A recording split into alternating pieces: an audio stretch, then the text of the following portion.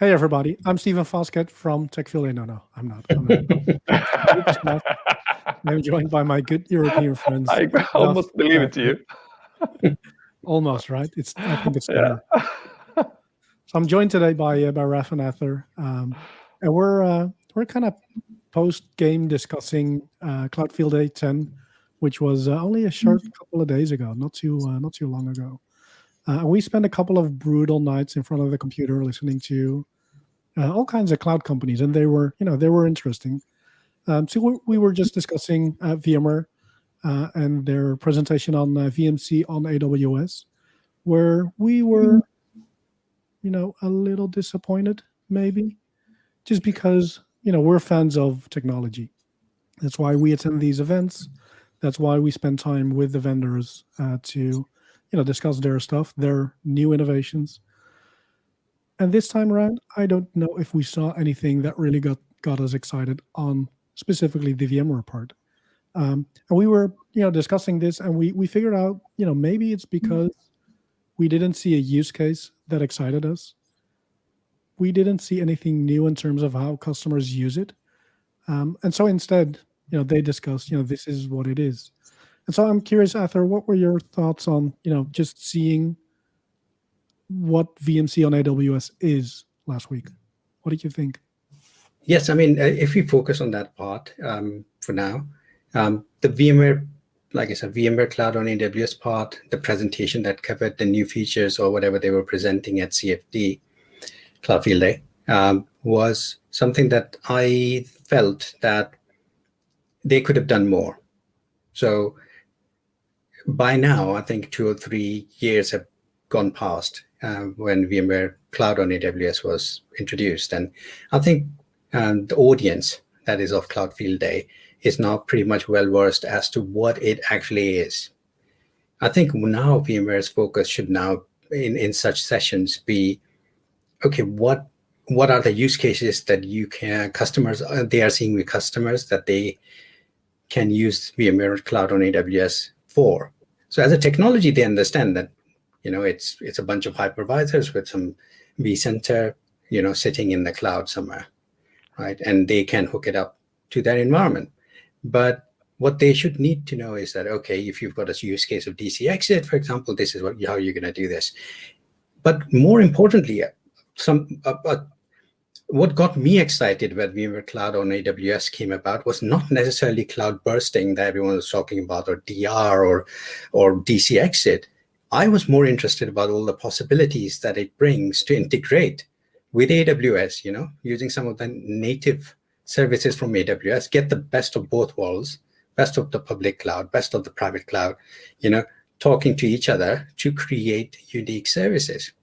That's a topic that I think now VMware should be tackling, but they weren't.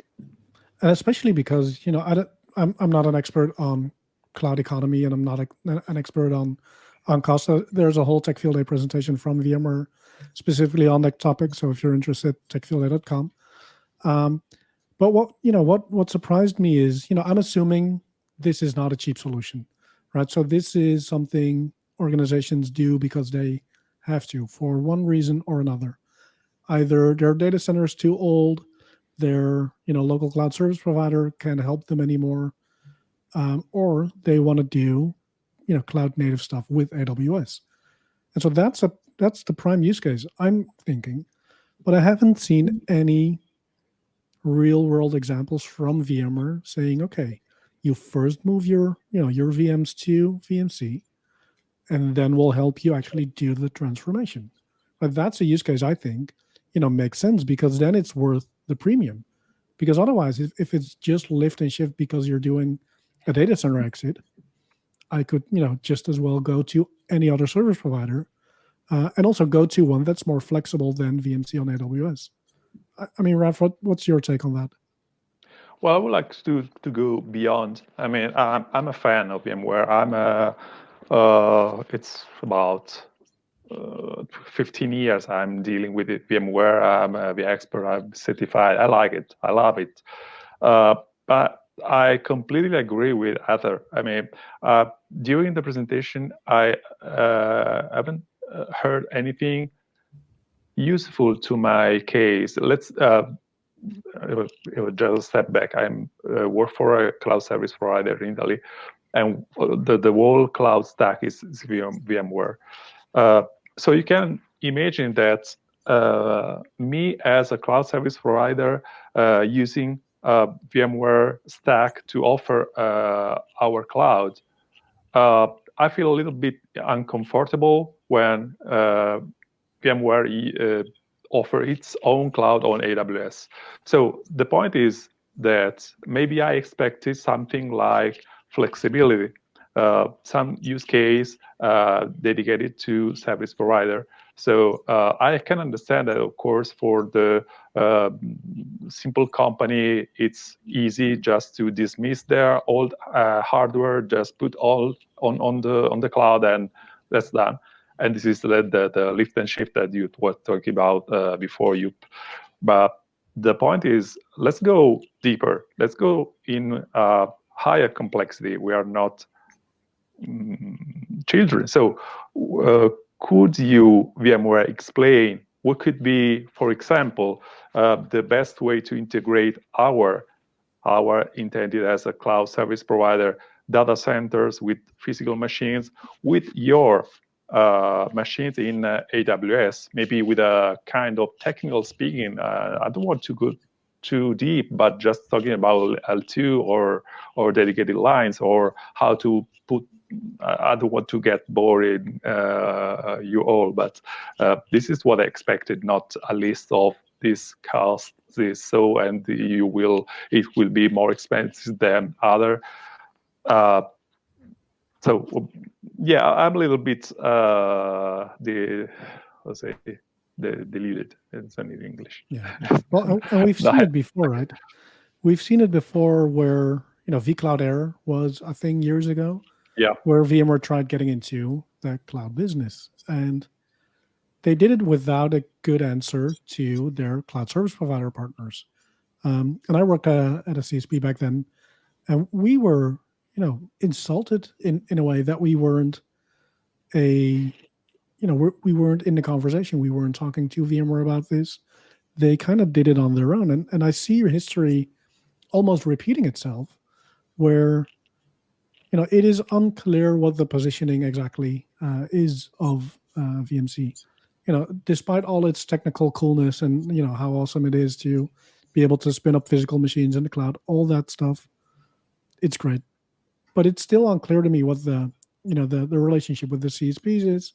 It's kind of unclear what the use case is beyond my data center's old. I need to migrate away, and or I want to do stuff in AWS and I have virtual machine still. So it's, I mean, I agree. I thought it was disappointing in a way. But yeah, maybe Ather has another perspective to shine a light on this with us. Oh, you mean the CSP relationship side of things? Mm-hmm. I mean, again, I come from a CSP as well. Rackspace, I work for them. So I do work with VMware solution providers and AWS one quite a lot as well. So we do have a good relationship going there. CSP, I think, can still bring a lot of value. It's not just the infrastructure or the VMware Cloud on AWS infrastructure that we're talking about, because VMware obviously excels in that.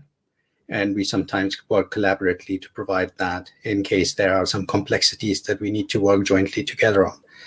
But then there are other things, other value that CSPs can bring. So for example, in our case, we have very strong teams for all the different native public cloud environments as well. So if the customer needs not just to put infrastructure in the clouds like VMware Cloud or AWS or even Azure VMware Service or even GCVE, so they can migrate to that. And then when the next step comes to integrate into native services, which is again my favorite subject area, then we do that.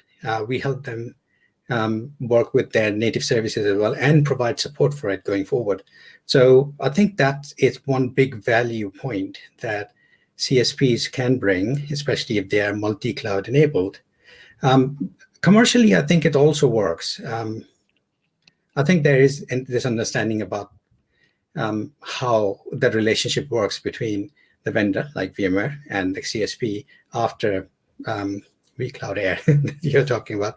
I think there was a realization. So I think there has to be something for the CSP as well. So there are obviously structures and that help with that. So, and I think VMware now understands that if a CSP already has a relationship with a particular customer, or they want other services, so they will bring a client and talk to a CSP that can best provide a service that nobody, or even VMware can't provide. So, so for example, we at Rackspace provide a unique solution called NetApp Cloud Volumes, which is, apart from another company, the only provider that provides NetApp Cloud Volume-based external storage that you can attach to VMC. Now, a lot of customers we get from VMware and AWS as well, whether their customer needs it, that kind of external storage for cloud economics. So they would bring that to us. So we then work collaboratively to help those customers achieve that goal. So the answer is, the use cases are always more nuanced than any one provider can provide. Collaboration is, of course, important. And I think that's where... Go ahead. Yeah, I think that's where the value of a CSP is.